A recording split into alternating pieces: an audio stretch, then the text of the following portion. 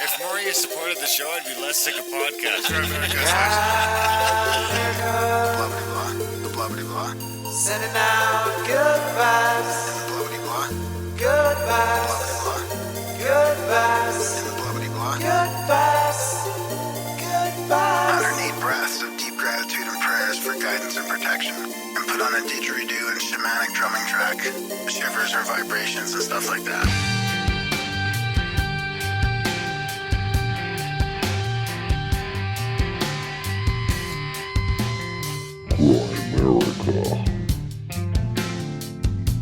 And so, it gets back to what is the nature and purpose of the simulation.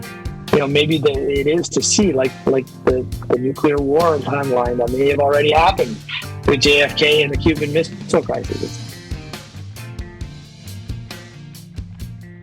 Okay, guys, welcome back to the Grimerica Show. We are going to be chatting with past guest Rizwan Virk a little bit later about his new book, The Simulated Multiverse. Fun chat with Rizwan. I believe he's over in India someplace. I don't think so. No? Oh, no, that's right. He's in Arizona. You racist. Busted. Rizwan's always great. Like, he's got such an organic chat, like he'll go into anything and would just chit chat about stuff. It's not like he has his spiel, that he does. Even though a lot of it's about his new book, I mean, he's just into so many different things. It's pretty cool. Why did I think he was in India? Startups. Who was I don't thinking know. of? I was thinking of someone else, clearly. Yeah, that's okay. It doesn't matter. I thought, anyway. Yeah, Riz is great. He's able to, goes with the flow. It's always He's a great. tech guru, maybe? Is he a tech guru? Well, I mean, I guess you could call him that. He's a successful entrepreneur, investor, futurist, best-selling author, video game industry pioneer, inside indie film producer. Yeah, we could call him a tech guru for sure. Yeah. Got a BS in computer science from MIT, an MS in management from Stanford. He's working on a PhD.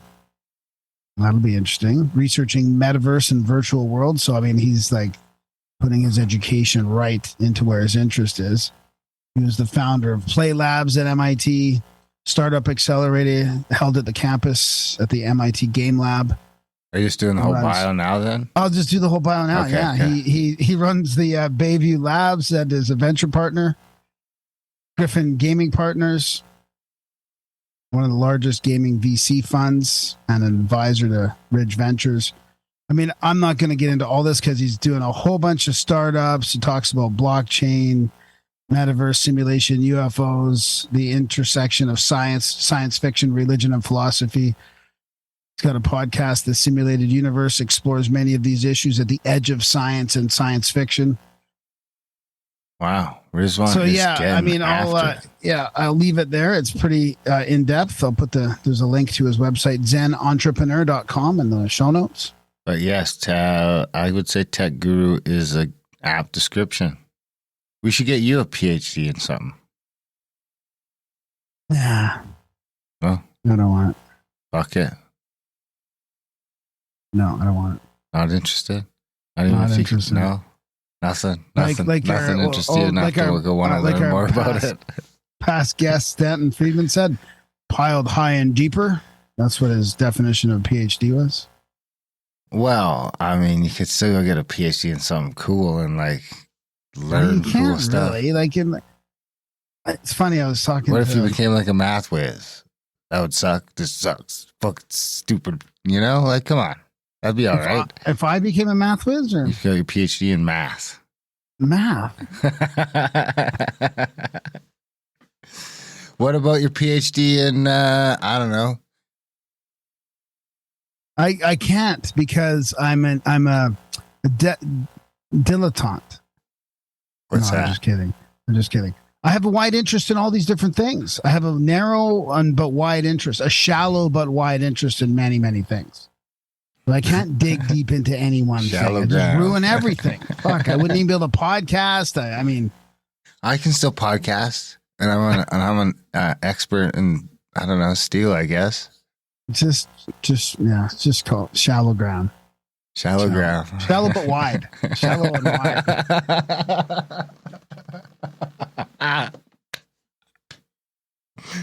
That is a great description.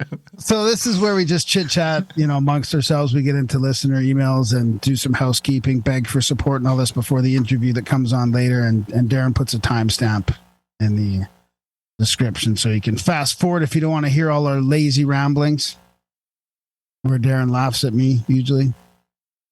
I don't laugh at you. I laugh with you, buddy. Right. Okay. We're laughing together. We're having a good laugh together. So what do you got? Well, I mean, I got a cool article that's kind of like, so here's the thing. I went down, I was searching for the project operation. We do a little project operation sometimes on this segment, and I've got a huge list of them, but I've tried to sort of line it up with the topic of today's guest. So I was looking up, Project Stargate and Looking Glass and sort of the typical more popular ones. Because I thought if we could do one around simulation or multiverse and see what the government's been looking into. I mean, maybe I could have done one, I could have gone down the CERN rabbit hole, but I stumbled across this open culture article about, and I just thought, you know what, this will be fun.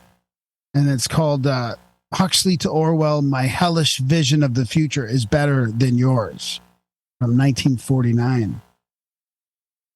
So yeah, that was my process and what I came up with. Are you going to read it or anything? Should I, or do you have any questions or any comments before? Well, I was looking for a jingle, but I don't feel like I have anything that fits. But I could throw on a nice little background music here while you read it. Oh, I don't think so. That'll distract me quite a bit. Really? Yeah. You're easily distracted, huh? Yeah. Huh. Interesting. That's my cat's scratching at the door to get in. Is that it sounds like it's worse as you get older? Has that been? Yeah, totally. Maybe we could just take your headphones out and read it. You know what? I was reading this great article from Manly P. Hall about concentration. Man, you would love a lot of his writings. He talks about how important concentration is for success. Concentration camps? Single pointedness, the opposite of mindfulness. That one. That, I see a lot of Manly P. Hall quotes that I like. I would listen to one. I mean, I'll be honest, dude. I don't know if I could listen to you read me a book. Why? Oh, geez. I told you should have read it. You should have listened to the other one. And just podcasted with you 1,000 times almost. I love you, but I just don't know if I could take the book seriously if it was you reading to me. I think it's like we've soured the ability for me to listen to you read a book. Well, really all you do is hear my fuck ups. So that doesn't help when all you do is edit away my fuck ups. That's probably part of it. Well, we used to work together in a day job too. I've heard a lot of ground. So what if I had some background music going like this? That'd be too much. You know what? I can't really hear it, so that's fine. All right, let's do it. So in 1949, George Orwell received a curious letter from his former high school French teacher. So Orwell had just published his groundbreaking book 1984, which received glowing reviews from just about every corner of the English-speaking world. His French teacher, as it happens, was none other than Aldous Huxley. I didn't know that. I forgot about that. I didn't know that at all. We taught at Eton for a spell before writing Brave New World. So that was in 1931. The other great 20th century dystopian novel. So Huxley starts off the letter praising the book, describing it as profoundly important. He continues, the philosophy of the ruling minority in 1984 is a sadism, which has been carried to its logical conclusion by going beyond sex and denying it. Then Huxley switches gears and criticizes the book, writing, whether in actual fact the policy of the boot on the face can go on indefinitely seems doubtful. My own belief is that the ruling oligarchy. Yeah, thank you. Will find less arduous and wasteful ways of governing and of satisfying its lust for power. And these ways will resemble those which I described in Brave New World. So basically, while praising it, he argues that the version of the future was more likely to, his version of the future was more likely to come to pass. So in Huxley's dystopic world state, the elite amuse the masses into submission with a mind-numbing drug called soma and an endless buffet of casual sex. Orwell's Oceana, on the other hand, keeps the masses in check with fear thanks to an endless war and a hyper-competent surveillance state. At first blush, they might seem like they're diametrically opposed, but in fact, an Orwellian world and a Huxleyan one are simply two different modes of oppression. Obviously, we are nowhere near either. Oh my God, when was this written? Hang on a sec. Let me back up. Oh, yeah. This is written in 2015. I wish I had the updated version from 2022. Let's see what they were saying in 2015. This is March 17th, 2015. Obviously, we are nowhere near either dystopic version, but the power of both books is that they tap into our fears of the state. While Huxley might make you look askance at The Bachelor or Facebook, Orwell makes you recoil in horror at the government throwing around phrases like enhanced interrogation and surgical drone strikes. So then they got a copy of Huxley's letter here, which is pretty cool. It's a cool read. He says, let me just pick out a couple things there. After the oligarchy phrase there, he says, I have had occasion recently to look into the history of animal magnetism and hypnotism and have been greatly struck by the way in which for 150 years the world has refused to take serious cognizance of the discoveries of Mesmer, Braid, Esdale, and the rest. Partly because of the prevailing materialism and partly because of prevailing respectability, 19th century philosophers and men of science were not willing to investigate the odder facts of psychology for practical men such as politicians, soldiers, and policemen to apply in their field of government.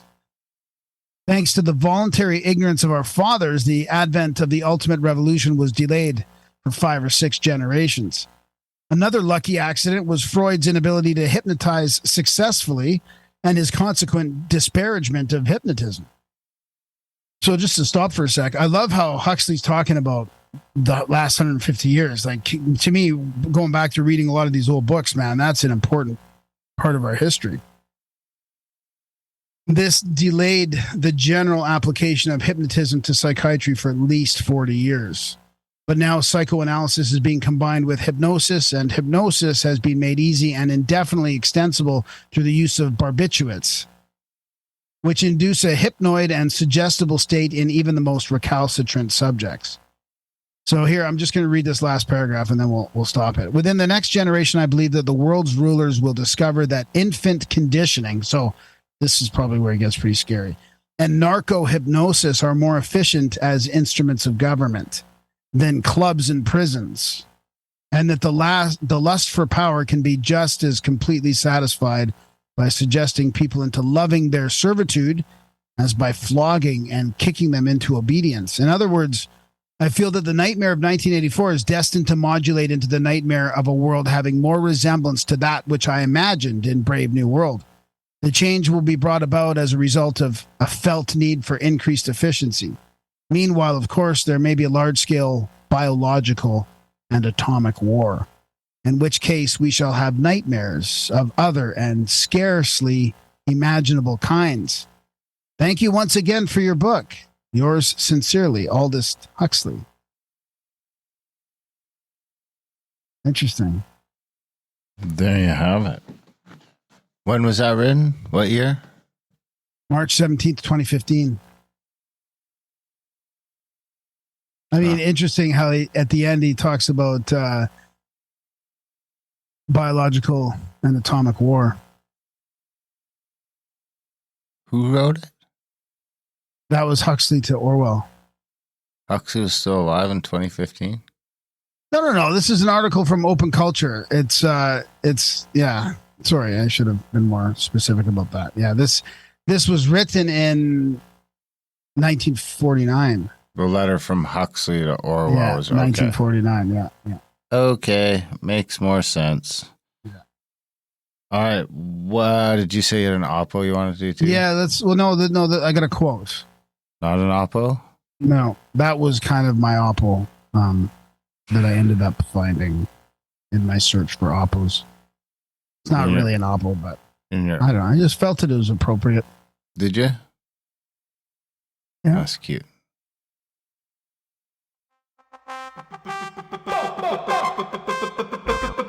Bingo, bango, social media jingle. Don't forget to rate, comment, and or subscribe to the grind. Speaking of social media, you gotta make sure you post everything on the Facebook page. Post a bunch of your stuff you post on Instagram on Facebook because I'm Okay. not allowed Are you? Okay. Oh my God. for a long time. What? Well, 22 more days. 22 more days? What happened? Well, I got This is Facebook. You're in Facebook jail. I'm in Facebook jail.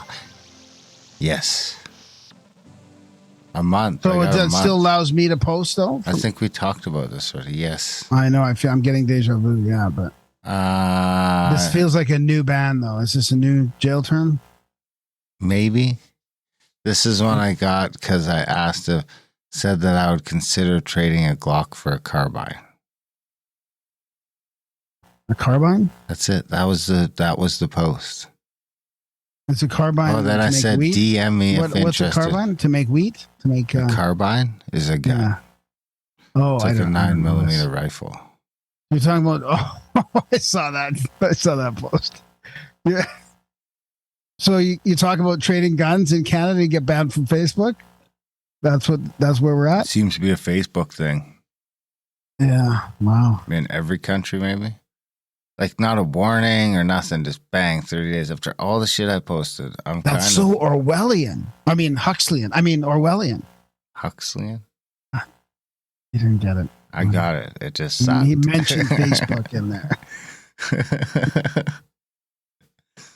Huxley. It's so Huxley. So then let's talk about That's like Huscular.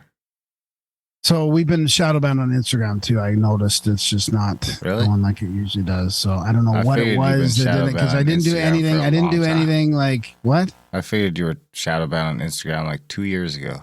No, I it comes and goes, right? They let it go and then they bring it back.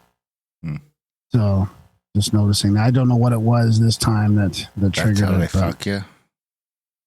That's how they do it. Up and down, up and down. Well, I was shadow banned on Instagram from the get-go. So, and we've been shadow banned on Twitter for a couple of years. Actually banned on Facebook, but you can still post on Facebook. So How's our YouTube thing doing? let's go Because I check. think we had a strike on there that we were trying to get over. That was from talking about scalar healing. Well, I don't know what it was from talking about, but it was in our scalar healing episode. We got I don't know. We got was that the scalar one? The Tom Yeah. wasn't it the Tom Palladino? No, Yep. was it? Yep. 597? Yep. Someone posted a bunch of mushrooms and chocolate bars and pills a bunch of times over and over and over again. And then it's from the username Buy from Dan. So what does that mean? I think I don't someone's understand selling what you're drugs saying. on our YouTube page. Is that's what we got in trouble for? No, we got in trouble for Oh. something we said. Oh, Probably about COVID. We got from Michael Michaelides. Fascinating Michael conversation, but please read Peter Kingsley and his writings on Apollo. nice. Is the emoji with the thing on it a dickhead? With the thing You on know it? the I don't emoji with understand. the yellow thing coming off it? I'm not It's sure. like to be half a honest. face. I don't know. That's really all I got. Huh. YouTube was a bad place to go because none of our stuff got posted there. Oh, what? We can't even post stuff on YouTube right now? Not when you're on Oh suspension. my god, dude! What? Well, I think the last. Not that we really rely on it or care, but it's annoying because I thought that our podcasts were still getting posted there with audio only. Well, just not while you're on strike. And then do we go back? Are we allowed to go back and post all those old ones then? If you did it manually, you could do that. Okay, we should talk about that because it's probably a good idea. We should talk about it. Yeah. I'll do that. Here we go. On the Putin speech, top quality content, making information meant to be buried front and center and in a more digestible format. English. Daily news is for cucked beta slaves. That, of course, was your Putin speech. How'd you like it? It was interesting. Yeah, very good. Very good. Interesting. Yeah. I don't want to say, I don't want to say the wrong thing here, but I mean, it was interesting. People should know. People should hear it. Why not? Are you self-censoring? Are you policing your own speech? Well, I'm trying not to. But it seems like you just did. Okay. Can I just? Can you just say how you feel? Something. I'm ruining something. I'm ruining. You got this big fucking reveal plan or something, and I'm fucking it up. To the Facebook page, I had posted the pic. Oh, you're not gonna like this, because I posted those pictures that you got mad about. The pictures of us podcasting the first night with Dad. Whatever. I need to lose some weight. That's fine. And you got mad at me. Yeah. But so Paul commented, Graham is always in shorts because he's still a hockey player at heart and is used to the cold. Then Darren with the porn stash is just too perfect. Stay classy, boys.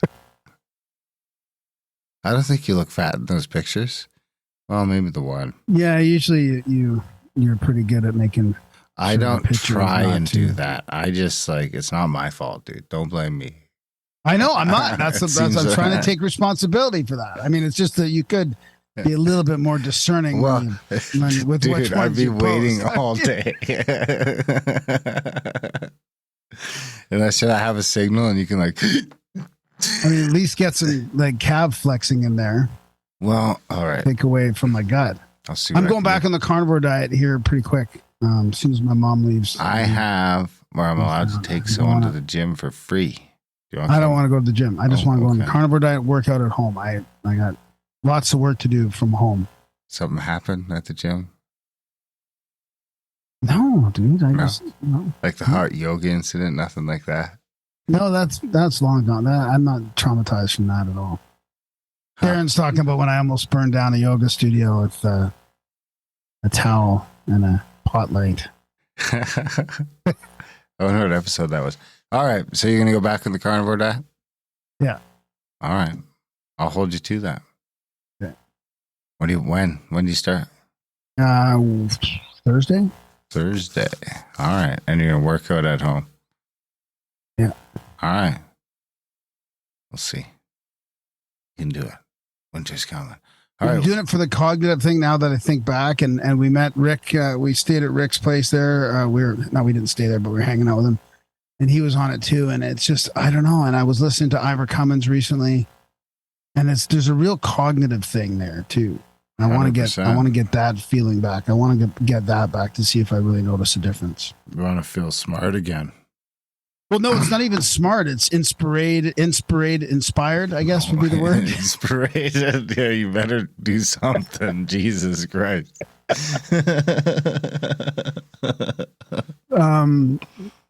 What's the other word I'm looking for? What is it when you're inspired? No, when you're like a go-getter kind of thing. When you're, what's that called? Like you're not a hustler, but you know the word I'm thinking of. Right? I can't even think of words right now. I mean, this is how bad it is. I don't know. I don't know what words you're thinking of. Like I'm a hustler, baby. No, like ambitious. Ambitious. Yeah, are you feeling unambitious? No, I'm not. I think that really steps it up a notch. Like I'm just looking forward to trying it again to see if I really notice a difference. Interesting. Yeah. Like I think I was prepared to make a lot of changes in life, had a different outlook a little bit. You did seem a little more upbeat. I think the carbs and the sugar and the veggies slows me down. Imagine that. Well, they slow us all down, I guess. But I mean, yeah, I don't know. I just use coffee. But I mean, honestly, I have a hard time with the animal thing. I do have there's a conflict within me with the animals. I mean, reading a lot of these old spiritual books, like these guys, even Manly P. Hall and these people we talk about, like they were like, Manly P. Hall is a globalist shit. What? I mean, they were vegetarians back. What? Good for him. He's a globalist too. Is he? It sure seems like it, what I'm hearing. Oh my God! Would you send me some of that then, so I can use it for content? Because I really would like to know. I know, but tell me when you're hearing these things. Oh, okay. I mean, I'm sure it comes up all the time. Every time I post a Manly P. Hall something, it comes up. You know, he's blah, blah, blah, blah, blah. Yeah, blah. I know, but I think a lot of them are misunderstood. I mean, I see what they mean on some levels, but I'd like to know specific things because people can't seem to give you specific instances. Why don't you do 6 months carnivore and then 6 months vegan?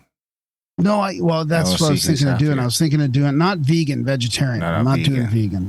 No. You can't do half. You can't get halfway pregnant. You can't get a little bit pregnant. And the problem is we have these trips like going to Egypt, and I can't do that. I'm gonna just get off at the diet anyways from Egypt. So I mean, it's hard. I can't do it full bore like that. But you just have to do it. You just have to go when you get back from Egypt, go full bore on the carnivore just for a while. Yeah. Because once you get to a spot, because I feel like I can almost eat whatever I want as long as I'm exercising. Yeah, but I've got 10 years on you, so yes. And now I have to do it all. I have to exercise and eat way better. Like it's everything you have to do that much better. I think I'm like 175, 180. But you're not that much heavier than me. Just a little shorter. Just wider and more shallow. Yes. It'd be an easier grave to dig. It'd be like more dirt, but not as deep. It's like, well, actually, it will be deep too, motherfucker. It'll be deep and wide. And it'll just be a short one. I don't want to just cremate me. That'll just live until we can get you some pills. I mean, you're good for another 20 years. Oh, yeah. I got lots of time. Maybe not 30. Worried about that. 30, you might feel a little 30? Like, oh, yeah. Be like pinching asses when girls walk by. Hey. All right, you got a quote? I got a quote. You going to do the jingle? Thought I did.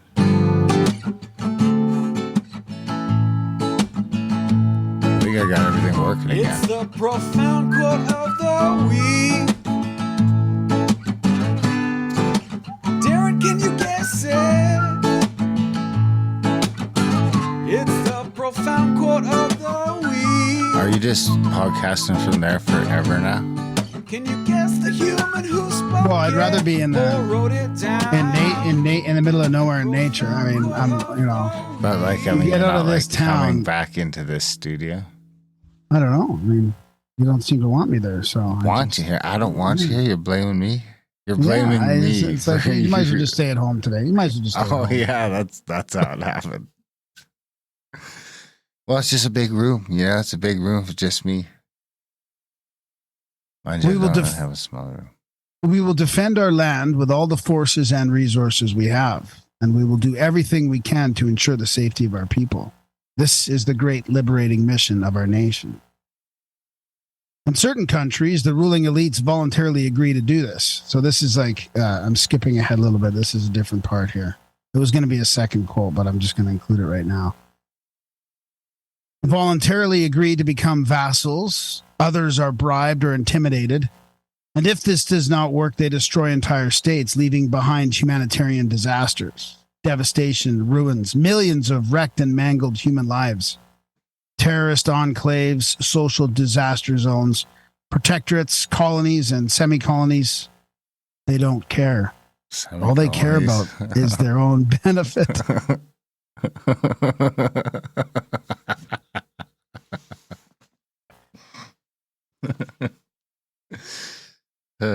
So you can hear that whole speech in Grimerica Outlawed. It's a whole I was going to guess Putin. Is it Putin? Yeah. I knew it. It's part of the speech. Can you do it with a Russian accent? It's honestly worth the listen. It's really worth listening. It's only about 48 minute long episode. It includes Matt Ehret's it's his Substack, and it says Putin's historic speech must be experienced in full, and he's got a little essay at the beginning just introducing it, and then there's a transcript of the whole thing. What's so funny? Nothing. I just had a mental picture when he said he has a little essay. Read that.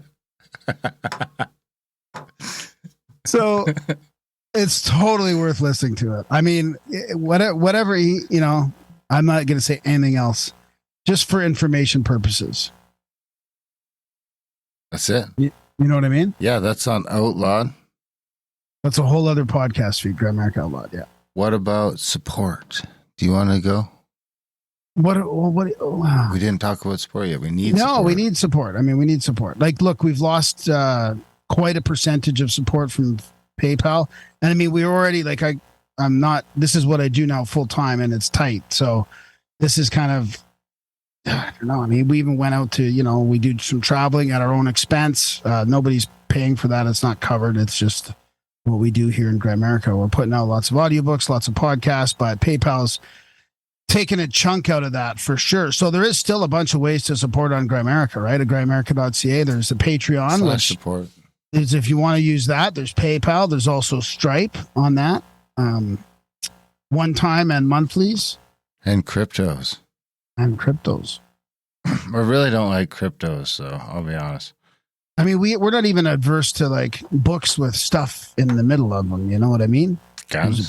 There's a P.O. box on the... Guns and books? No. Don't say that word. Cash? You don't have to say anything. Just leave it at that. I feel like we need to say something. Dude, people have sent dirty socks to the P.O. box.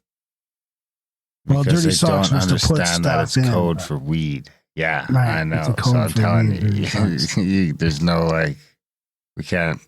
You just gotta say, you can put cash in a book. You can put cash probably in an envelope and no one will really notice. But if they could like see it, they'll just steal it because it's illegal. Well, books, we've got a shelf in the studio full of books. It's always good to keep collecting real books. So when shit goes down, we got lots of stuff to read. Or start fires with. Imagine having to pick them like worst to the best. Which one do you want to burn first? I could make those decisions. Are you coming over here after the apocalypse? Well, I think I might have to come over there for it. Yeah, you might have to. What's your backup plan? I'll bring my bow. My backup. Well, it depends on where my family's at the time. So interesting. If they're BC, then you're coming here. No, more like Maria and that. If she's here, we'll see what happens. I don't know. Well, I don't want to. We don't want to talk about those details. All close plans. We don't want to get into the details. No, we don't want people knowing. Last time, we don't get into that. Shh. I'll come to your house. Okay. All right. What else you got? Oh, so you didn't let me guess a quote, but so you can support all those different ways. You guessed it. Yeah. Well, it was easy. Actually, I was going to guess like Winston Churchill or something. As soon as you said I could listen to the whole speech someplace, I knew. So, and you can support on Stripe. That's the big one. Is to go over to Stripe. You can go to Outlawed. But we took, a measurable hit from this PayPal fiasco. So if you quit PayPal, if you go to Stripe, that'd be fantastic. Or it's hard. Other things. It's hard because we don't like PayPal either. I mean, we were trying to sort of insulate ourselves a little bit from it, but it's so easy and so many people use it. I mean, it's hard to. I mean, even guys like Tim Pool got hammered. I think it's in the service agreement that we can't disparage PayPal. Did I say we didn't like it? Fuck. Well, that's okay, right? That we don't like it. I mean, we do like it. We love it. Okay. We love you, PayPal. Okay. We love PayPal. We like PayPal. We love you. But you know what I mean? Like it's. So there was talked about on No Agenda. I think they didn't realize it because John pissed a bunch of people off in his newsletter because he called them virtue signaling. And I mean, I don't think people canceling their PayPal is virtue signaling. I think you're virtue signaling when you don't mean what you're doing. You just do it for the optics. I don't think people are bragging about that necessarily. I mean, maybe that might be considered virtue signaling. But the point that Adam made and other people have talked about is people are afraid that they're coming after them.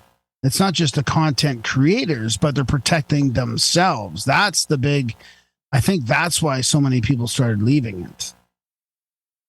Well, all the content creators took a hit across the board. I bet you Dvorak's pissed. And it makes you think that, think that, like you said, is that engineered? I mean, you know, all they'd have to do is just throw that little bit of thing out there. Hey, look what the new terms of service are going to be. And boom, all the independent people take a hit. Anyway, Grimerica.ca/support, sign up for a PayPal or a Stripe.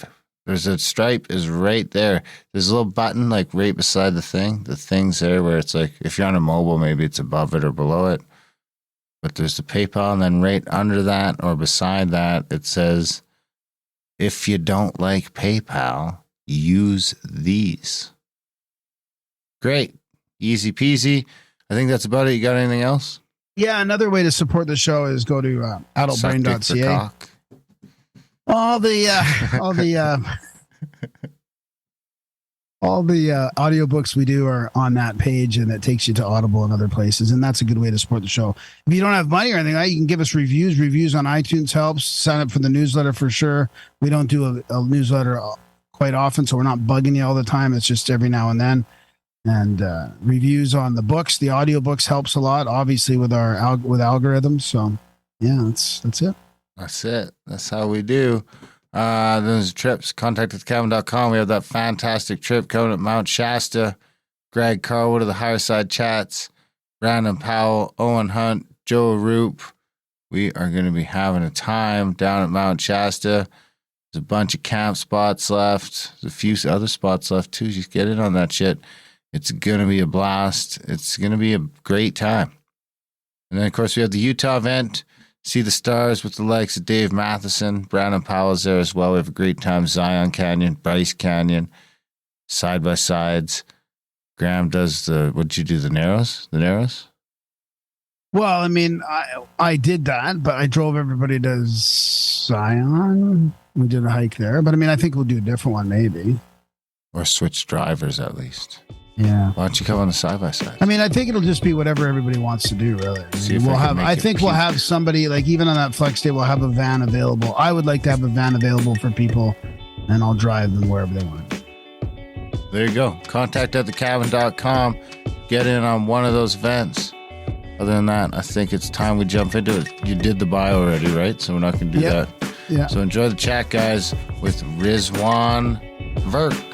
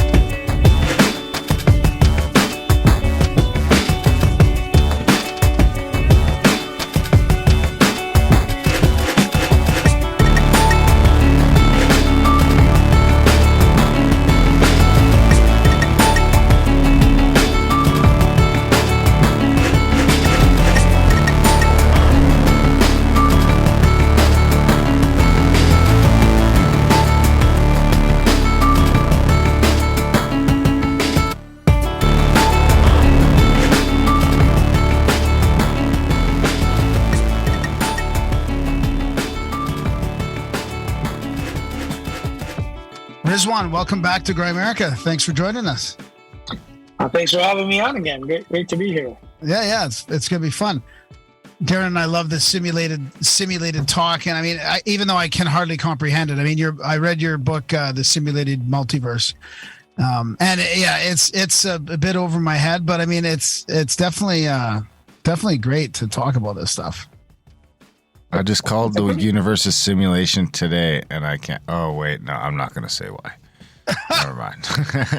But Not on the show, but I did see evidence today that made me think that the universe might be a simulation.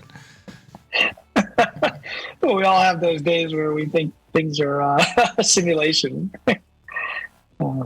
Sometimes we see different versions of what that simulation could be like. Well, what about the fact that we seem to be headed into a recession? And that team just came back. I don't know the exact details what happened, but they came back from like 7-0 to win. They scored 7 runs in the last inning or something to win.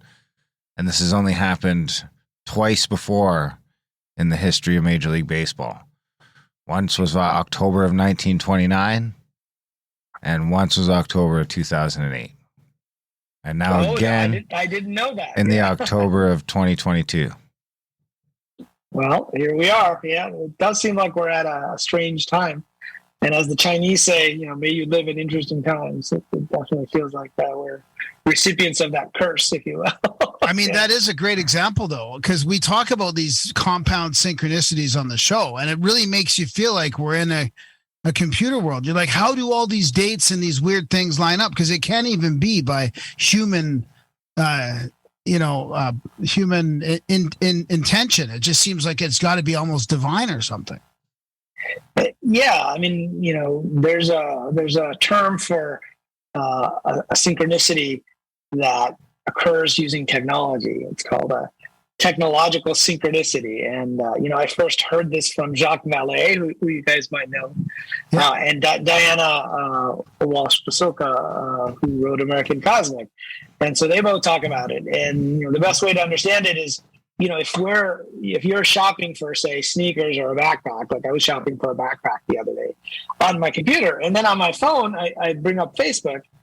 And then I see, an ad for a backpack, and I'm like, what's going on? And it's an ad for that exact website that I was on. Now, if I didn't know that there was some technological piece behind the scenes that allows that, there's something called a cookie that gets recorded, but there's also this database in the cloud that's keeping track of all these cookies and relating them to who you are. It would look like, a synchronicity in the sense that it's something that you can't see the causal relationship. But of course, with computers, we know what that could be like. With the universe, we don't know what those are. But if it is a simulation, then it makes more sense that there actually is a mechanism to keep track of all these things that allows us to start seeing things that might bring back certain thoughts. Sometimes with my phone, it's even more fucked up than that, because it's like I haven't said nothing to another fucking human. It's reading your thoughts. And I'll go to start typing in something like obscure, not like something that Google should be. There's no way, and I'm not even using Google now, I'm using Bing. But there's no way. There's no way that it should pick up on this because it's completely obscure.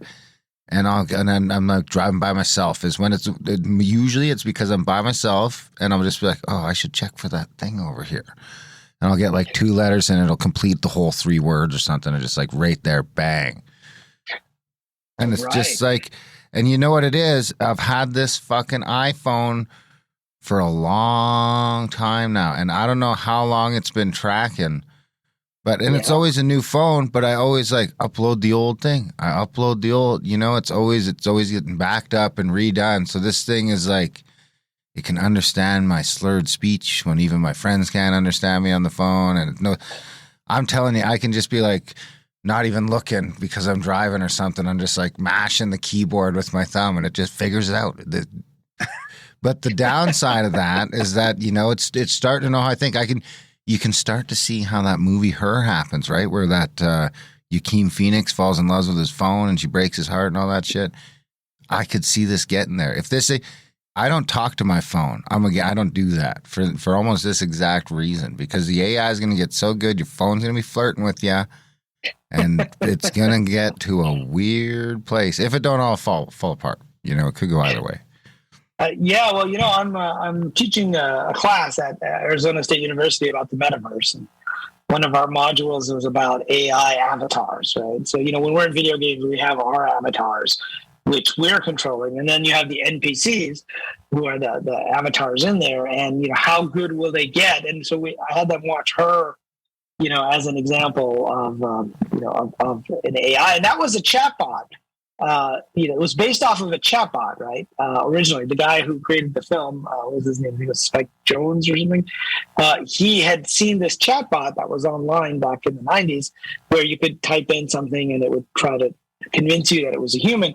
And so he figured this is where it's going. And so he made that movie. Well, it turns out that chatbot is also the I don't know, ancestor, I guess, of some chatbots that are out there now, one of which is called kuki.ai.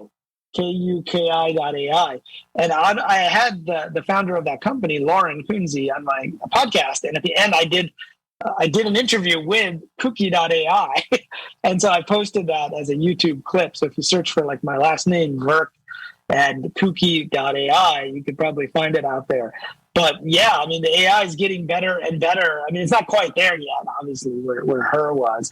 But in this case, there's an avatar that looks pretty realistic. If you're talking to them, there's a personality. Now, they specifically, if you try to flirt with it, they specifically cut you off. So they have Cookie cut you off. But there are other firms out there creating like Replica that has not just your AI friend, but your AI relationship. I bet there's all kinds. There's way more money going into that than there is to the ones that don't want to fuck you.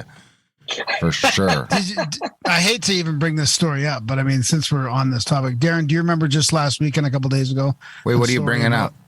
The story about the avatar that Buddy chose in his game and the people. Oh yeah, I missed. Should I tell it? Well, don't give out any names, but I missed most of that. I didn't understand why everyone was laughing so hard because I came in halfway through. It's kind of got to do with what we're talking about, so I might as well mention it. It just happened a couple of days ago, but this guy, a buddy of ours, told us the story about how he's addicted to these multiplayer online games and stuff. And then there's one game he created this avatar. He became a wizard. And it was a black woman with big boobs and a big booty, and he became this wizard. But people treated him, all the men treated him differently, and they didn't realize that he was a man, but he was playing a woman avatar. And he made a point never to sort of flirt with him. Like he didn't want to be any kind of overt sort of sexualization, nothing like that. But in the end, this guy fell in love with her, and he came over from this Viking guy that came over from Sweden, and he was with this group of guys, and I guess somebody broke into this guy that you're the real person behind his avatar is like this tough MMA fighter dude, and he broke down, crying and bawling, and that was just what our buddy needed to like exit the whole game thing. And he's like, that's it, I'm out of here. Like, and he gave the avatar, this avatar wizard who would become this high level wizard in this game, to the Viking guy. Well, it's interesting because you really can see these relationships forming. There's a new documentary on HBO that came out just like last month called We Met in Virtual Reality. And it's about VR chat, which, it's like a multiplayer game, but it's with VR headsets. And, these people would like fall in love and have relationships. And, you'd be talking, on audio. So you'd kind of have a sense of it. And, this started with Second Life back in the 2000s. I remember, and there was a whole movie like Life 2.0 where people like they're getting divorces because they're having this online relationship with somebody else in the virtual world. And so there's a whole lot of that's going on, and people are wondering about it, with the metaverse moving forward. But it gets back to what is your identity, right? And how do people perceive you? And that was a sort of an old exercise that in this field that you do is you like take an avatar that's a different gender, and then you see how people react to you, and it's pretty different. Yeah, exactly. Yeah. I should change one of my profile pics to a hot chick, see what happens. Yeah, you're gonna see a lot of stuff you probably don't want to see. Dark road. It's probably a dark road. Yeah. Just start with a hot guy first, Darren. I am a hot guy, so I got enough problems. I'm kicked off again. So this time for a long time. I think probably long enough that I'll just quit going on altogether. Oh, there you go. It worked. It worked. Yeah, but this one was super tame. I can't believe that's what they got me on. Right? Can you believe it? Off of social media? Is that? Yeah. I got kicked off of Facebook. It was Facebook again? Yeah. Again. Well, speaking of the metaverse, so you're not even allowed in the metaverse. I You're am banned from the persona metaverse non completely. grata I mean, in the metaverse. as soon as he goes in, he's going to be hunted down by people in the metaverse. Yeah. Why is that Well, there's linked to this my company Facebook called- account? I get arrested in the metaverse. Yeah, so just keep it going just for the metaverse so you can play around in there. There you go. I'm not there's interested a in company that. called SideQuest, and they let you take the Oculus Quest and basically load applications that Facebook won't allow. And so, it's kind of an alternate app store. Like they've had them on the iPhone, on Google, but this is the first one really that seems to be getting some traction, so that you can get around a lot of their, their restrictive policies on what they allow. Wow, really? So there's going to be like underground metaverse then? That sounds like way more my style, like parking garage metaverse. So like 3 stories underground in the back corner of a parking garage. That's where my metaverse. Buying fucking used guns. I did try. I was supposed to have a UFO discussion with a guy, and we met in that. There's I can't even remember that. I should have been prepared for this. So did you have to wear your headset? Yeah, and I talked to these people. Like there would be a guide. He'd come around and show me like, okay, where do you want to go? And I guess we could put like a Grimerica ad in the virtual auditorium or whatever. There's a virtual what? Yeah, a sales place. And we're not doing but that. the meeting fell through, and like I never ended up having it. We were supposed to do a show in that, I guess, in that metaverse. I'm trying to if I remember the name of it, I'll let you know. But it seems like it's come along. I mean, you're basically on a campus in VR, but you can talk through your mic and through your thing, and you just pick your avatar. I have one too. We should do that sometime. Do a show in the metaverse. Yeah, there you go. Yeah, Not like a bunch, but maybe one. We could do one in the metaverse. That thing gives me a headache after a little while. Yeah. You can also do it without the VR headset. Like there are metaverses where your avatars, like meeting places, where you can like Decentraland or Spatial.io. There's a bunch of them out there now. Is that like more in my 2D class, then? That's like more of a 2D experience? It's on your screen, so it's a 2D experience, but it's 3D, and just like the video games where the avatars are in 3D. And there's something, there's something called Ready Player Me, where you take a picture of yourself, and then it generates an avatar that looks kind of like you, if that's what you want to do, right? And there's something called a proteus effect, I think, where they watch people create avatars, and many of them wanted an avatar that kind of looked like them, but of course they'd make it look better, whether it's taller for men or whatever the case would be. So it's interesting. Oh yeah, my guy would be tall for sure. Why? But Why I'll would be he a be bit more tall? muscular, I think, right? So how close are we? Because isn't that one of the main VR kind of laws or phrases that once we're in a world that we can't distinguish from our own, you have to accept that we're in a simulated universe or something like that? Yeah. So, the idea is that as our technology advances, we will eventually get to what I call the simulation point, which is the point at which we can create these virtual experiences that are indistinguishable from physical reality. Kind of like in the Matrix, right? I mean, in the Matrix, Neo and Trinity, they were plugged in with the wire in the back of their head, and they couldn't really distinguish between the two. And so in like my first book, in the simulation hypothesis, I laid out the 10 stages or so of how to get there. And of course, people ask me, when do you think we'll get there? And I said, well, 100 years at the most, right? Some people think it's a lot sooner than that. And so, but in my case, I'm talking about full immersion and full AI. So you've got like these autonomous characters in there that you can't tell if they're human or not. And then also, you've got this ability to send in the signal directly to the brain. So we're at least a couple decades away from that kind of immersion. But then the argument goes that if we can get there, let's say we get there in 100 years, okay? Think of that in terms of human civilization, or since we made the computer, it's only like 150 years since we made the computer, right? At that point.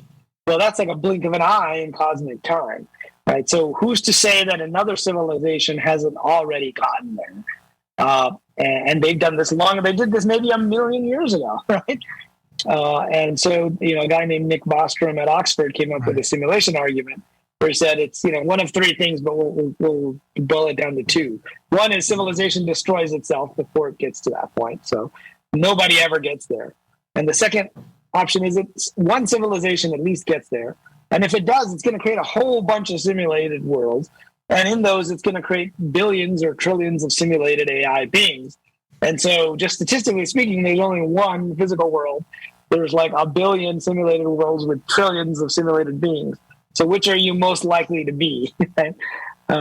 Just statistics says, well, you're more likely to be one of those because there's a lot more of those than that. And so that is what leads to that logic that got Elon Musk to say a few years back that the chances that we're in base reality, which means the chances we are not in a simulation, are like 1 in billions, which means it's billions to 1 the other way, that we're most likely in a simulation. But that hinges on if a civilization can ever get there.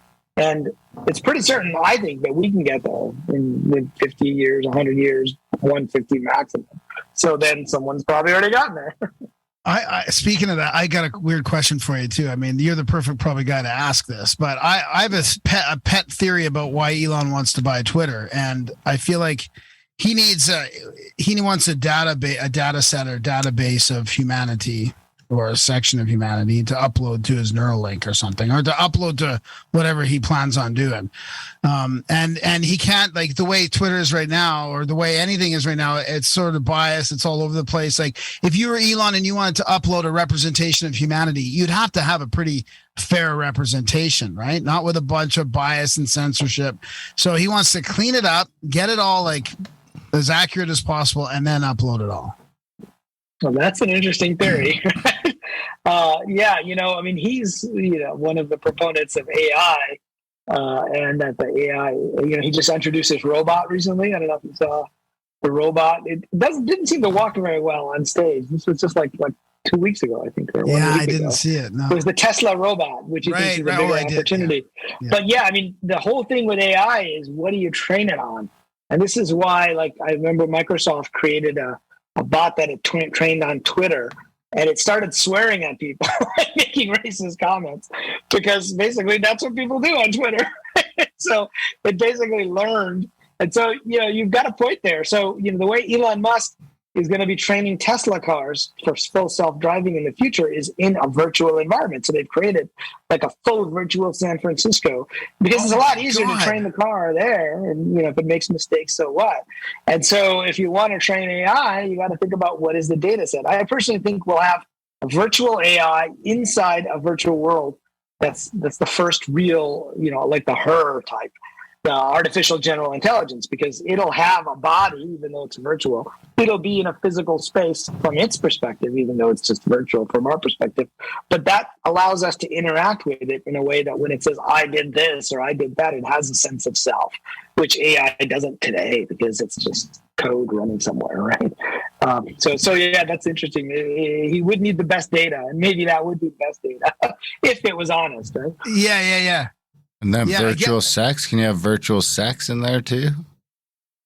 In the metaverse? Yeah. There are, go to Second Life. I mean, I haven't been in it in about a decade, but Second Life was the first proto-metaverse. And, what you'd find is there were like corners of it, which was just avatars having, like you would have these, like if you're in a dance club, you could click on this thing on the floor, and it would say, okay, which dance do you want to do? Slow dance, fast dance, or whatever. And then they'd have couches where you could sit with someone, you could cuddle with someone, and they'd have all these sexual things in there. Those are probably the most popular pieces of furniture, and it would like get your avatar. So there was a whole lot of that back in the day, but I assume it's still going on now. When you have a virtual headset, that introduces a whole new level potentially of experience. That's where that side quest. You need virtual underwear too, I suppose. Yeah, some wearable haptics. Yeah, absolutely. So there's a lot of companies working on different haptic things, so that you can kind of try to feel what's going on. There's a company called Tesla Suit. Have you ever heard of that? No. It's like a full body suit you put on, and it has 2 modes. One is it can record the sensations based upon electrical signals and muscular stimulation with low electrical signals. And they created it, I think companies in the UK, and they had a big rugby player, like tackle somebody. And they recorded the sensation of what it's like to be tackled with a rugby player. And then you can put that on, and you could feel like what it's like to be tackled. And so the haptic stuff is coming. It's not there yet, but it's definitely coming. We're almost at Ready Player One, I guess. That's crazy. Yeah, because with Ready Player One, in fact, when he wrote that, there were no commercially available headsets, and there was very little haptic stuff. And that was in 2010 or 11 that it came out. And now there's a ton of them. And so he wrote Ready Player 2, which came out last year, I think, or the year before last. And then he said, okay, I got to make sure that technology doesn't catch up so quickly. So he jumped ahead and made it with this neural interface where you could feel stuff, which will take a little while for us to get there. But we're definitely on that road. There are haptic gloves. There are some companies that look at your sweat and they can figure things out. I mean, it's pretty amazing. It'll take a while. It's not like next year, but it'll get there, I think. That's basically the Neuralink then? Well, the haptic stuff will come before the Neuralink. So the haptic stuff is more like you put on, gloves, or you put on a bodysuit like in Ready Player One, and then you can kind of feel what's going on. And it's like a motion capture suit in a way too, right? Like if you remember that movie, he was running on that treadmill and then his avatar was actually running. But then the next stage is Neuralink type stuff where you can read signals and then you can send signals into the brain. And there are companies now which, you can move with your mind, you can move virtual objects. And so there's a whole bunch of different ways they do that. They use visual cues. They use little movements in your muscles, which maybe you can't actually see, but they're there. And then they use the EEGs, the electrical signals. So that's how they do it today. But it only works for if there's a limited number of commands. So they can't tell you exactly what you're thinking, but it can tell whether you're thinking go left or go right, because it can kind of measure when you train it. It can measure your brain. So yeah, I think eventually the Neuralink stuff is coming. Right now, it's just mostly for reading, but eventually they'll be able to send some signals in. I think that's where it gets a little scary at that point. It starts to look more like a simulation, because then how do you know? How do you know that that's not a false memory that was electrically sent into your brain? I was talking about simulation stuff online. The comedian, what's her name, Sarah Silverman.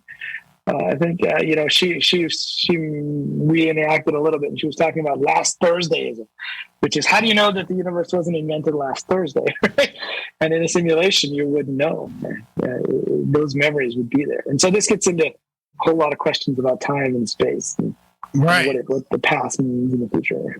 Which is kind of why you address the Mandela effect in your new book. I mean, that I like how you kind of approach the Mandela effect and not just sort of sloughed it off as false memories. Speaking of false memories and last Thursday, I mean, it's I think it's more complicated than that. And is that why did you decide to sort of include that?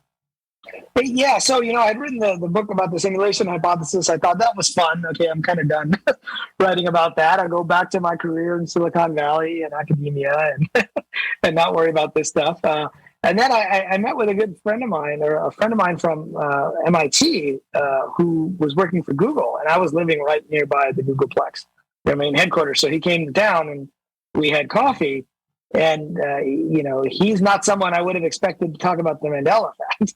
And he says, you should look at the Mandela effect. I said, well, why is that? I mean, I'd heard of it, like most people have heard of it, but most mainstream scientists will just dismiss it as faulty memory. And he said, well, your simulation theory is is probably the best explanation for how it could be happening. And so, he goes, but be careful, it's a rabbit hole. Once you go down that rabbit hole, it's going to go pretty far. And that's kind of what happened. I started to go into that rabbit hole. And, there was a movie in 2019 called The Mandela Effect, which was about all these different Mandela effects. And in the end, there was a quantum computer, and he uses the computer to crash reality to change the timeline and stuff. But that reminded me of my conversation with Philip K. Dick's wife, Tessa. And, she was telling me a bit about his speech in Metz, France in 1977, where he said, we are living in a computer programmed reality. And the only clue we have to it is when some variable is changed, some alteration in our reality occurs. Now, many people have heard that quote. He's one of the first to really talk about and even use the term the matrix. But if you listen to the rest of that speech, he says, we would have a sense of deja vu. The only clue we would have is that it would feel like we were replaying the same incident over and over again. And his speech really got me thinking about what does time mean in a simulated reality. And turns out, why do we run simulations? we run them so we can have multiple things happen. We can change the variable, and we run it for a while to see what would happen, and then we run it with a different variable. And so if you think of that as a series of choices, turns out it ties to this idea of the quantum multiverse, where every choice we make spins off a different version of the universe. That's the multiverse idea. And nobody knows for sure, but Tesla told me that Philip K. Dick, he started to believe that his novel, The Man in the High Castle, wasn't just a science fiction novel. Like, there was actually a timeline where Germany and Japan won World War II, and they divided America between them. And he was having memories of that timeline, but for whatever reason, that timeline was unwound. And so that got me thinking about the nature of time in a simulation. You can run things as long as you want. And you can say, hey, let's run this Ukraine-Russia thing. Let's see what happens if you do this. Let's see what happens if you do that. And so Tesla even told me that he got in contact with these entities that he says were outside the simulation, and they were programming things. And I asked her, well, what do they look like? Do they look like aliens? Do they look like? And she said, well, to her, she couldn't really see them. She saw kind of like a fuzzy glow or something. But he could see them, and he was communicating with them. And supposedly they told him that they changed the assassination of JFK.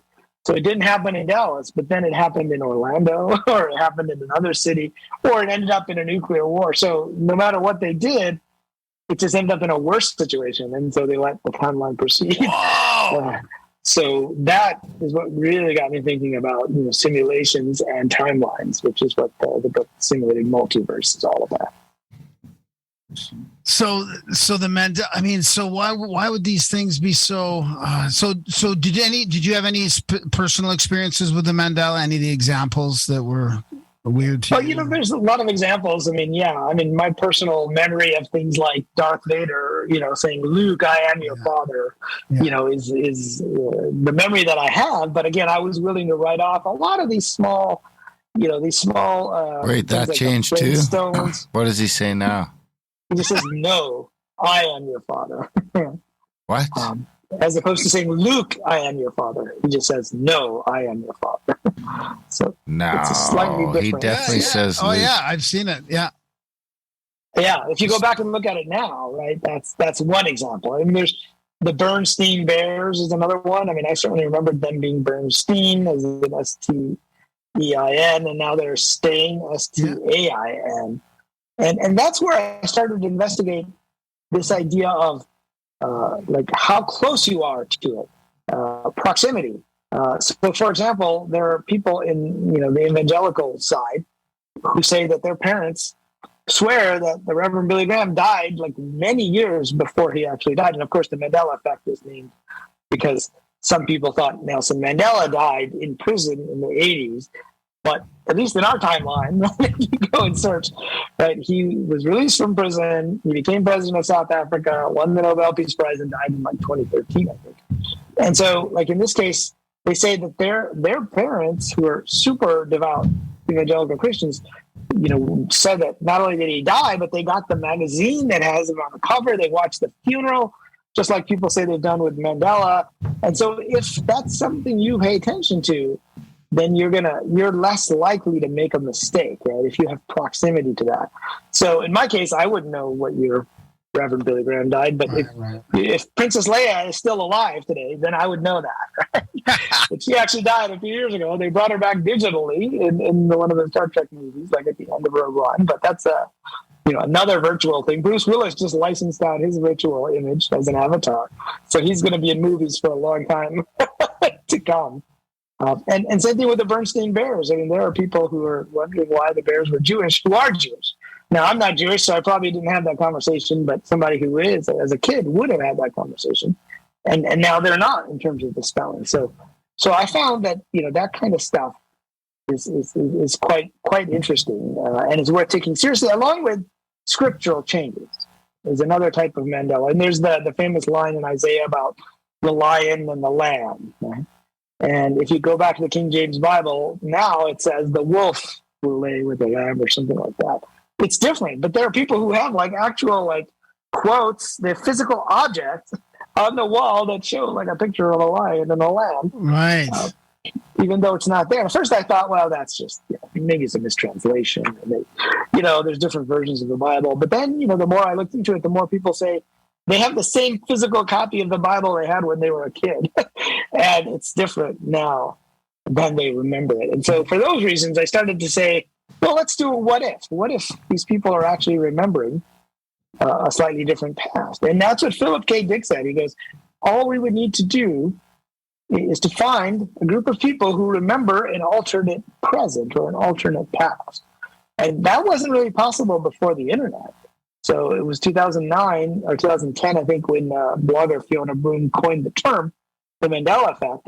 And by then the internet was widely available that people could start saying, oh yeah, I remember this, or I don't remember that. I mean, another one is Tank Boy. You remember Tank Boy, who was the Tiananmen Square, 1989? Oh, that guy, yeah. Now, so did he die or did he live? I don't know, and my proximity wasn't close enough. He died. I think he dies. Right? So a lot of people think he died, but he didn't. He actually lived, at least in our timeline, right? But there are people who remember him being run over, actually being run over by the tank. It's a very gruesome scene. It's probably not something you forget that easily. And so that was another one that I started to take seriously. So that's why I said, well, but it's not like just two timelines. People say it's just two timelines. It's actually not, because if you look at all these different Mandela effects, each one is like a binary, right? Left or right, if you think of it in a graph. It's Fruit Loops versus Fruit Loops, like with the OOG versus, right, at Bernstein Bears, Darth Vader. You have the movie with Sinbad called Shazam, which never existed. But Kazam did, with the other comedian, I forget his name now. Yes, people, Sinbad actually created a film in 2017, a scene of that film that everybody remembered him being in, even though he said there was no such film. So he kind of did it as a bit of a gag. But okay, I'm going to create a scene from that movie. But if you think of all those permutations, it's not like, these people remember all of these, and these people remember all of these. Yeah. It's like a grid. Right. And so that's exactly what happens in a computer program. If you just fiddle with the little parameters, like all of chaos theory is based on this idea that if you make a small change in some little thing, it's going to affect, have big changes down the road, like the butterfly effect. That's kind of where that comes from, where a butterfly flaps its wings in Tokyo and the stock market in New York crashes or something, right? It's hard to predict exactly what will happen unless you go through it. Or when the baseball game is 7-7, the fucking economy crashes, Yeah. So that's another one. Did you? I came across, somebody was telling me they were deep into the Mandela stuff, and they said that it was almost happening to people in the present as well. There was some examples of it, like almost happening in real time. Did you come across anything that was really close in time proximity?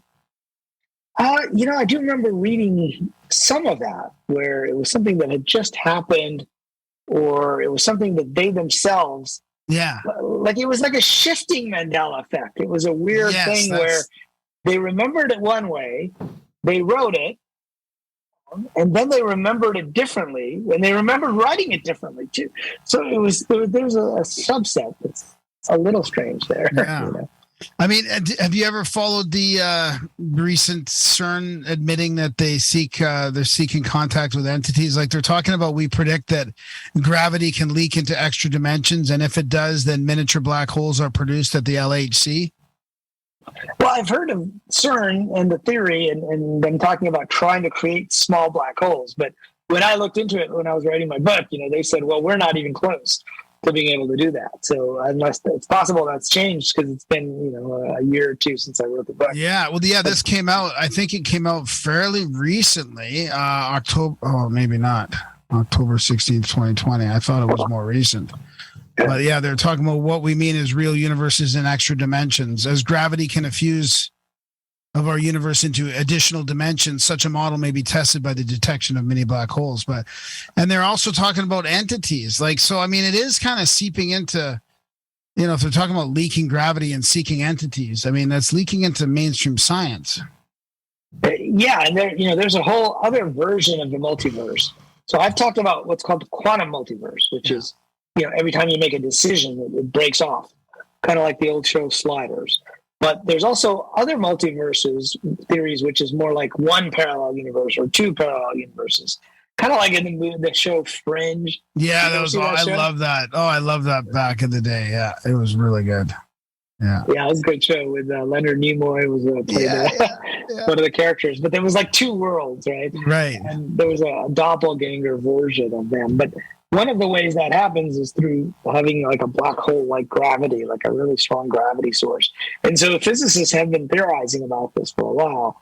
I think it's now just kind of seeping out there where they're taking it perhaps a little more seriously now than they have in the past. In the quantum multiverse, you're talking about when a decision changes, like makes a new path or whatever. Is that decision? Is that supposed to be like a thought or a physical decision? Like how big is that event that would create a new one? Well, if you go to the original, quantum multiverse idea, it's with quantum level events, right? So intention, like, even like intention or thoughts, kind of.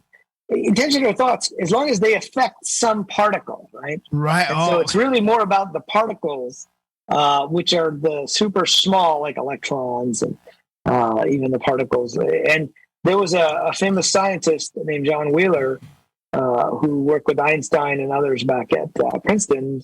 And, he came up with this phrase, it from bit. And he said that he was looking for, this thing called matter and physicists can't find it.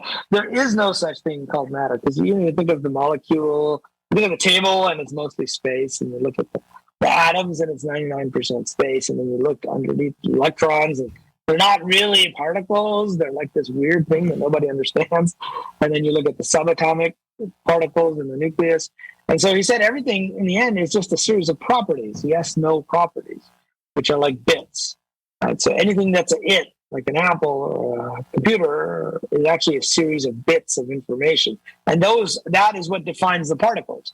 So anything that affects information is basically affecting the particles of the universe. And so, that's what led to this idea that every decision that has been made, is basically creating a new version of the universe. And so that's where the multiverse idea came from.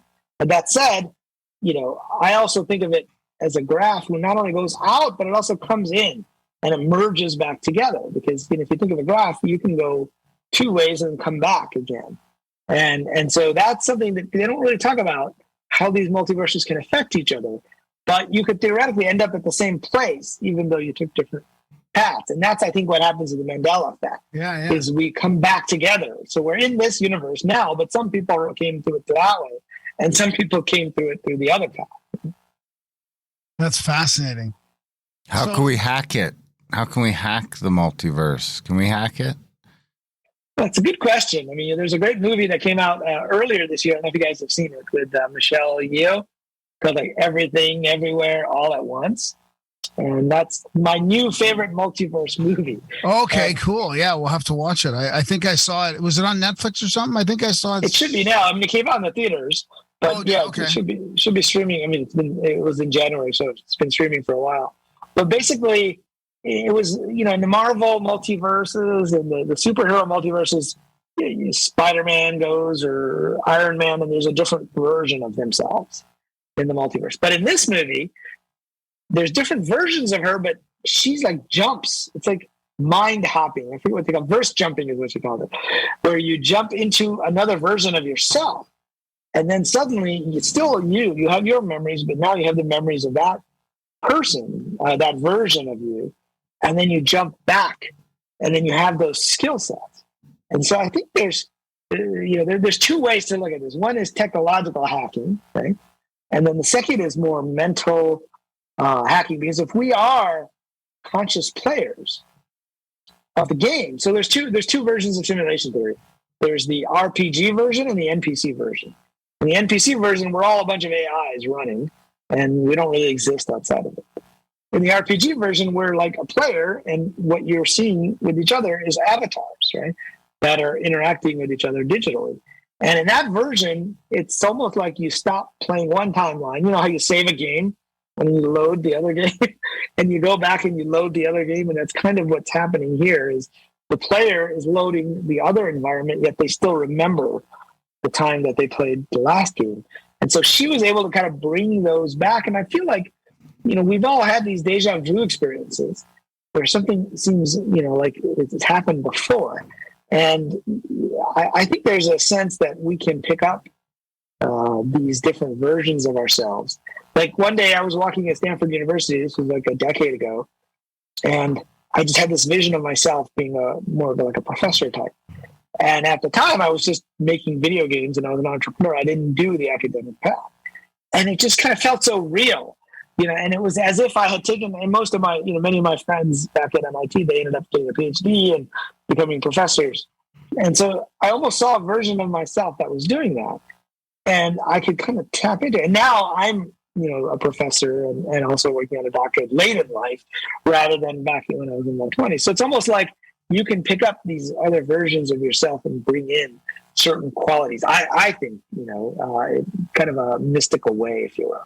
Yeah, I agree. It's almost hard to tell between if that's manifestation or precognition. Which one is it? Are you creating your reality or sensing your future reality? I mean, because I wanted to mention, like when Darren asked about the hacking, and you mentioned it's when you change a bit or an it or a molecule or something. I mean, even just like Bruce Lipton's work and these people that are doing work on what our consciousness can create or co-create. I mean, like even just being in a state of gratitude changes your physiology. So even if you're in a different state of mind, maybe you are creating different pathways.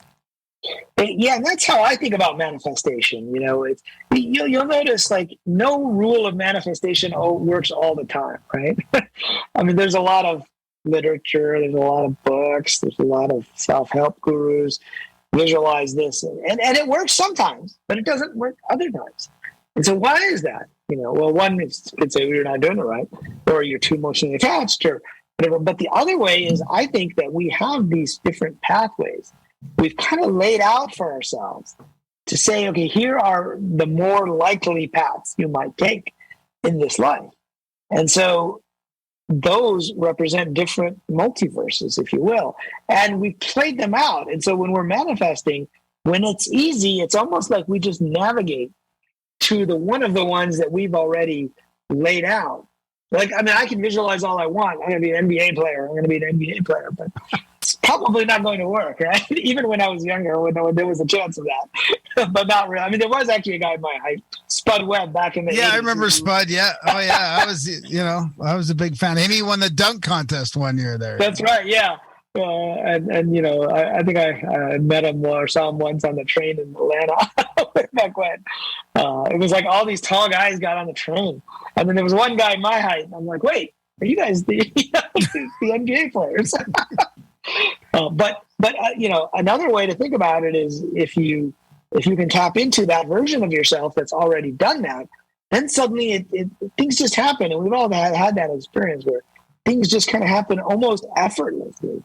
Like I ran a program at MIT a few years ago for startups. And before that, I remember thinking, wouldn't it be nice to go back to MIT and do something or maybe teach something? And then suddenly, this MIT professor said, hey, we want to talk to you and ask you about this gaming stuff. And the whole thing just happened so quickly and easily that it was very unusual. Usually these things take a year or two, and we just got it up and running like that. And it was almost like it was one of those milestones. If you talk to people who've done hypnotic regression, right? Like in Michael Newton in Journey of Souls. I don't know if you guys have read that book from way back when. No, but I've heard of it. Yeah, I mean, he would regress people not to their past lives, but to the in-between state. And he said before you come into the life, you have a kind of like this. He described it like a technological, like a TV, where you could see these different lines and you could zoom in and say, okay, this is me on this path in New York. But he was still like that person hadn't been born yet. Right. So what the heck was it that they were seeing? They could zoom in and see it as if it was actually happening. Right. And that was a pathway that, and you would say, these are the ones, and these are the big choices I have to make. And obviously there's a lot of little choices along the way. So I think we have these storylines that we have for ourselves as possible storylines. Like I could have gone and become a professor in my 20s. I didn't. But now there's another chance to do that again. And so I think that there's something to that, Yeah, I agree. The verse thing made me think of because I do like how you approach consciousness, extended consciousness in your book as well. The last chapter on the spiritual aspect of it. I feel like that's really important to address that in a simulated multiverse. Hacking it, like Darren mentioned, hacking it, and you hear about these. Like, only if we could bring our past life memories with us, our past life experiences with us consciously, because you've talked to these people that, like Michael Newton, and he talked about this limbo state.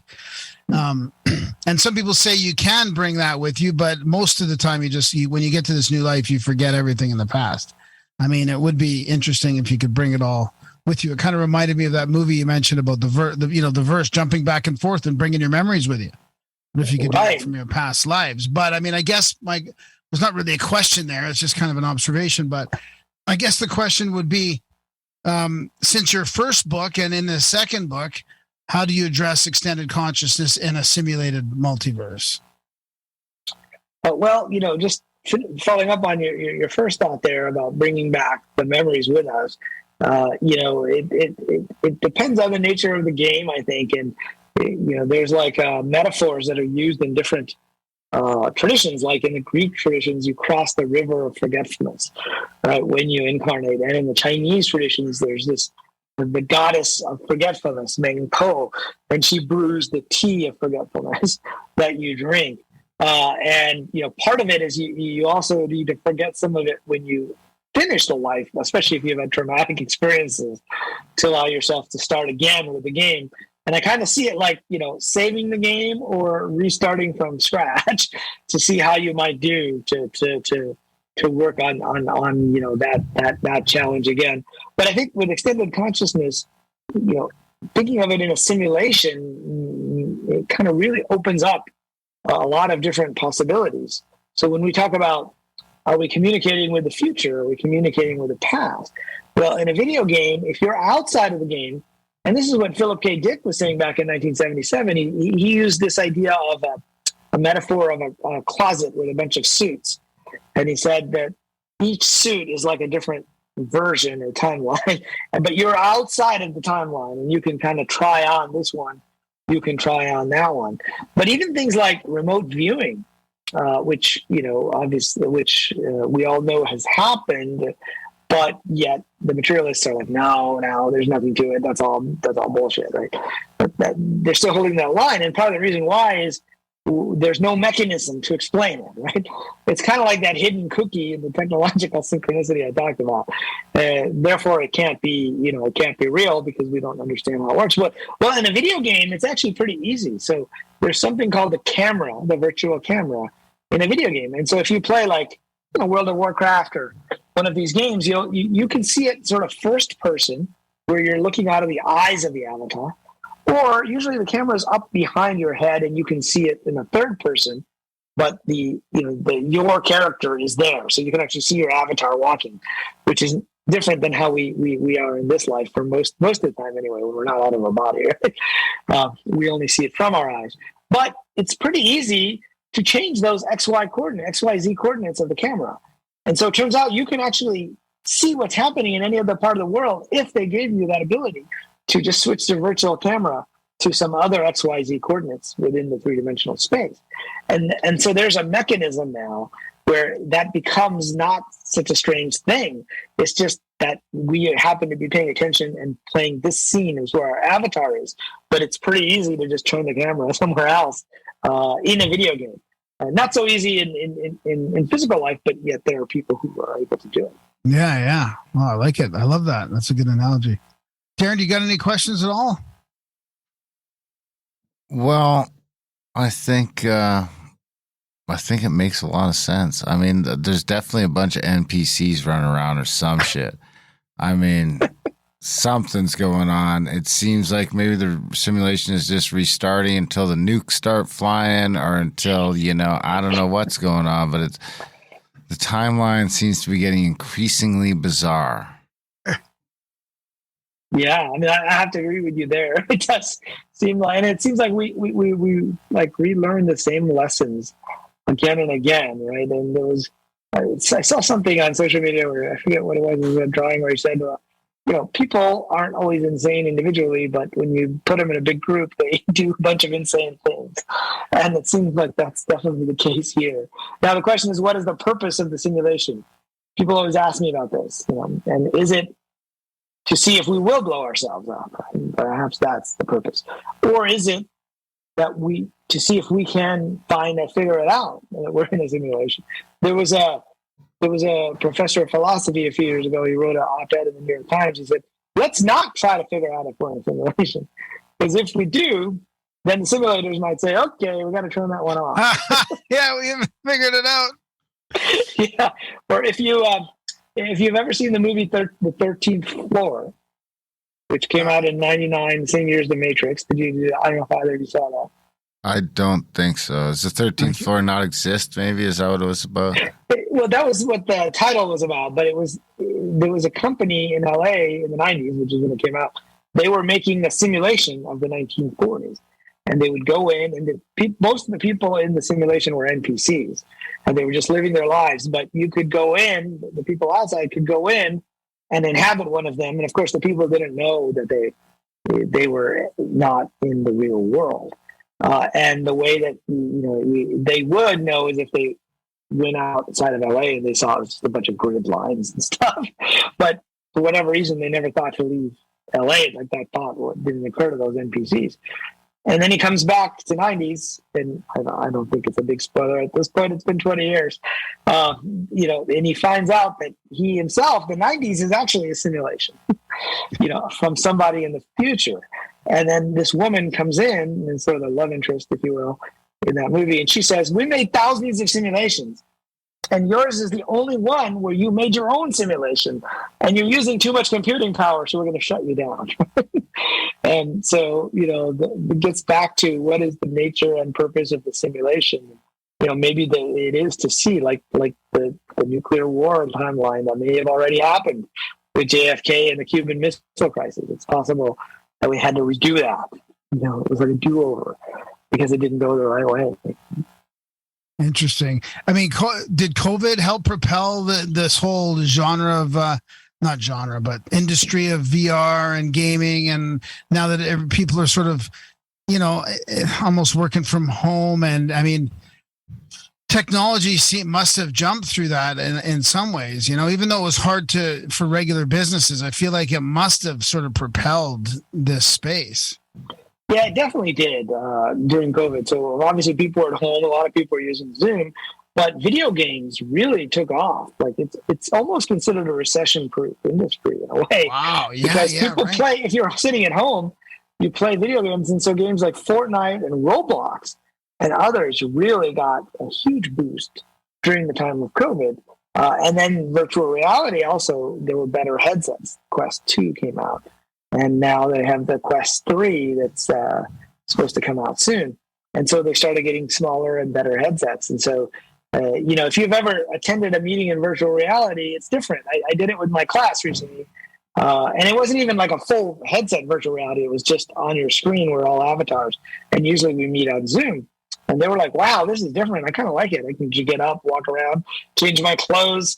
So I look different than I do. And so there's some benefits there. And that's when this idea of the metaverse has become popular, this last year. And of course, Facebook changed its name to Meta, and now they're really pushing it. So yeah, I think that really, COVID, and also the younger generation. The younger generation is already used to being in video games all the time. That's not like a weird thing to say. In fact, there was a survey done that said Gen Z, I guess it is, so it's whatever the latest generation is, that they would almost prefer to spend money on virtual clothes, right, rather than on physical clothes, especially if they're at home all the time. Right? And they'd rather just have the cool sneakers for their avatar rather than have them, the physical ones. Wow, that is really interesting how it shifted then. That's a good example. Maybe we could make some money in the metaverse selling shoes.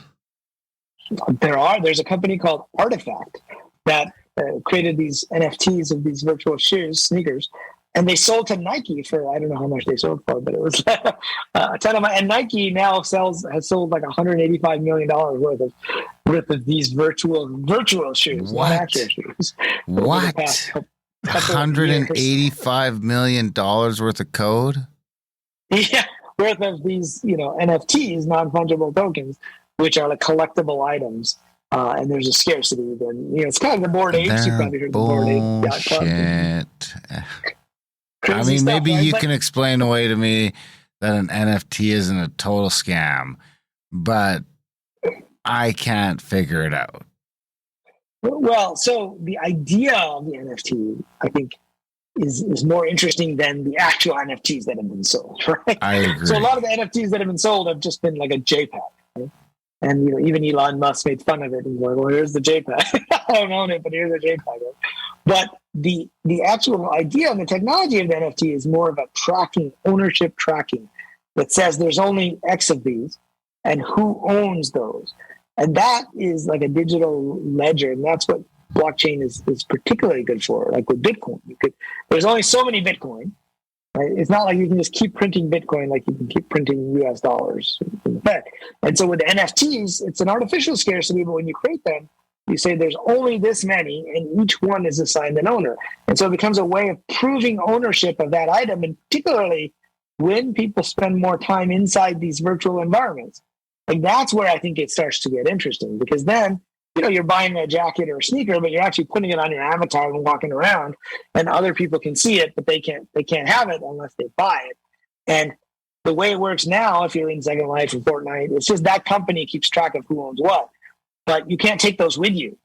So if we have a metaverse that has different environments with lots of different companies, and you want to take the avatar around with that piece of clothes, there needs to be a way to track who owns it and who doesn't. Otherwise, everybody wouldn't be able to have it on there, and that's what the technology could be good for in the long term. That's fascinating. Holy shit! Pretty nifty. I was going to ask you about blockchain and decentralized currency and data, and whether it's safe, because you hear people kind of saying, oh, it's not the blockchain's not, it's just a government thing, it's not safe. But I mean, I feel like if it's done right, it could be, right? Yeah, I mean, I think this is why banks are afraid of blockchain. Right? Is not because it's a government thing, but because it becomes a way to get around central banks, centralization. Yeah, basically because it's decentralized, and so if it's done right, this is what Bitcoin does: is you have lots of computers all computing this thing, and they have to agree. And so if any one group wants to change something, they can't just do it. Like it has to be agreed upon by everybody, and that's harder to do. It's called proof of work. Now there's a new model called proof of stake. I mean, some of the newer cryptocurrencies aren't fully decentralized, and so that's where I think you get into this. Into this. I mean, but in general, like banks. I mean, I know people who, Bank of America has kicked them out of the bank because they were trading this stuff, right? And why is that? It's because they're afraid that things are going to move. I mean, China, they tried to ban Bitcoin transactions, and they said you have to use our central digital currency, right? That's where I think the worry is, if it's a central digital currency. But they don't want people to use Bitcoin because Bitcoin is not centralized; it's decentralized. And right now, China has all kinds of export limits. Like I remember I was working on selling my house in California, and real estate in California is pretty expensive. This Chinese guy wanted to buy it, and he was like, well, I got to send you a whole bunch of different wires at $30,000 each. I was like, what? He was trying to get around all these different export laws, right? But with Bitcoin, you wouldn't have to worry about that, right? You would just transfer it across borders, and there's nothing the government can do once you've done the transfer like that. Now, if you use a centralized exchange like a Coinbase or something, then there's ways for the government still to be able to shut you down, and you're still subject to all these laws and terrorism laws and all the stuff that came with the Patriot Act. Right, that's kind of what I was getting at. Yeah, but you could use decentralized bank wallets, I guess, to keep it secure. Yeah. Exactly. If you had your own wallet with you, like a physical hardware wallet, you can take it and then you can plug it in anywhere and centralize. And it's decentralized at that point, and you can transfer it to anybody else. And you know what? You can't get it back. This is where it's a little bit dangerous too. Once you send it, it's not like credit card. It's gone forever. We've but that's why they hate been it. there. That's why. Yeah, you've been there, right? Been there. Riz, this has been great. Where can our listeners track down all your stuff? Where can they get the new book? Is there like a website or something they can get it instead of going through Amazon, or is, Amazon tends to get it all? Yeah, well, it's obviously available on Amazon, but you can go to my website, zenentrepreneur.com, which is based on the title of my first book, which was called Zen Entrepreneurship. And from there, there's also links to local bookstores. I always like to have people support, their local bookstores, or even their Barnes and Noble chain is like a small company now compared to Amazon. And so they can request it from any of those places. And if they're in like Boston or San Francisco, there's signed copies available at a few stores there that I regularly visit. So they can check out my website, or they can follow me on Twitter at Riz Stanford, just like the university. What do you got coming up in the future? Are you doing anything interesting in the future? Yeah. So, I've got a couple of books coming out next year, one of which is about, it's not simulation related, although it kind of is. It's about, I don't know if you've heard of Yogananda and his book, Autobiography of a Yogi, which was, was one of the first book. Indian, the book, right? Yeah. And so this is called Wisdom of a Yogi, Lessons for Modern Seekers, from Yogananda's autobiography. And it tries to take some of the stories from Yogananda's book and approach them from a more modern perspective. Like Yogananda was modern in his time, right? He would take the old ancient stories and he would update them, right? He would take the metaphor of a dream and he used that, but he said, you've got to use the latest technology so people understand. He used the metaphor of a movie projector, right? He said that the world is like a movie projector because he was looking at World War I. He was asking his guru, why are all these people suffering? This was back in 1914 to 1920. 1918, and he had the realization that it's like a movie projector. Yes, it looks like they're suffering inside the movie, but those are actors, and the actors are dead. And so this brings it kind of up to date with my ideas around video games and simulations. And so that'll be coming out, early next year. Next year, cool. That's the next book that's coming out. Right on. That sounds. We should talk about that. I'd love to read that. Yeah, when it comes out on audio, for sure. It's much easier for me to listen to the book. So. Yeah, I do a lot of audio these days as well. Yeah. So it'll definitely be available on audio also. So I'll let you guys know. Yeah, get in touch. We'll do it again. Yeah. Thanks so much, buddy. This was fantastic. I really recommend your book to people. I like it. Yeah, well, thanks so much, and thanks for having me on. It's fun to be with you guys. So you're welcome. We'll do it again. Right on. Have a good night. Take care, buddy. And that was a chat with Rizwan Virk. What'd you think, buddy? Well, I lost some show notes, I think, in our travels. I thought I wrote some notes, or maybe this is just a Mandela effect. I don't know. I thought I wrote some notes, and I had a question about manifesting things as we go along, and we start thinking of all these different ideas and thinking about things as a culture, and it kind of exponentially sort of grows with technology. Does that create all these different realities? But I can't even articulate it, so I just decided not to ask it. There you have it. Yeah, but I love how original his chats are. Like he just hung out with us for the first while, right? And answered our questions genuinely, like we had a genuine chat. It's not just, the shtick. Sticky. Nah, Riz is a pro. I like it. I remember our last chat was great too. Is this only the second or is it the third? This is our second with Riz, yeah. Second. Third hasn't happened yet. Well, big thanks to Rizwan Virk for coming on the show. Big thanks to you guys for listening. Even bigger thanks if you're one of our supporters. Chris, if you are getting off PayPal, make sure you switch to Stripe, please. Don't just leave us. Or stay on PayPal for now. But there is Stripe right there too. But whatever you got to do, try and keep supporting us because we need your support more than ever. We've been losing a lot of support over this latest PayPal fandangle. So do what you can. We'd love you guys for it. Grimerica.ca/support. Check out our other podcast, Grimerica.ca. Audiobooks, all that stuff. You can get to all of that stuff from Grimerica.ca. Little menu on top. Bing, bang, boom. Away you go. All right. We love you guys. Thanks for listening. And we will see you next week. I sat on the wall.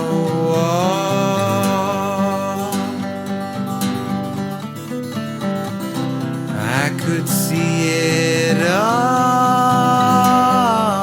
Trickery was afoot, and evil was at its root. The people were scatterplots, not many could connect the dots. Some people stood tall,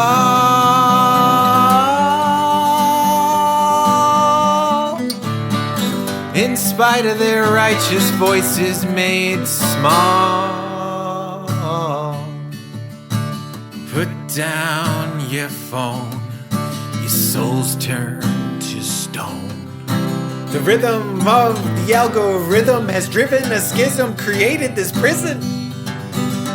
I'm shocked and appalled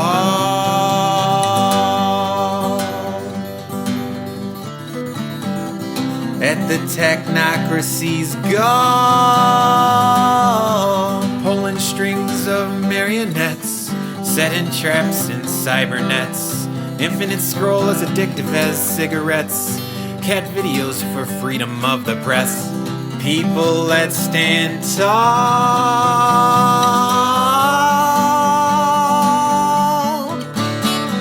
in spite of our righteous voices made small. Put down your phone, your soul's turned to stone. The rhythm of the algorithm has driven a schism, created this prison. Double click uninstall.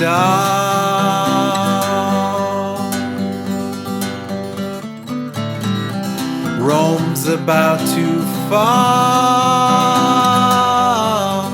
This hard drive is corrupted, and our minds have been abducted by a silicon dream so seductive.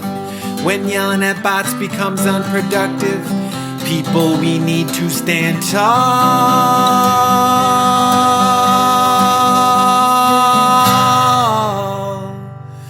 in spite of our righteous voices made small.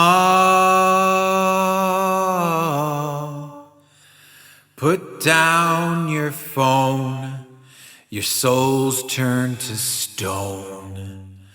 The rhythm of the algorithm has driven a schism, created this prison.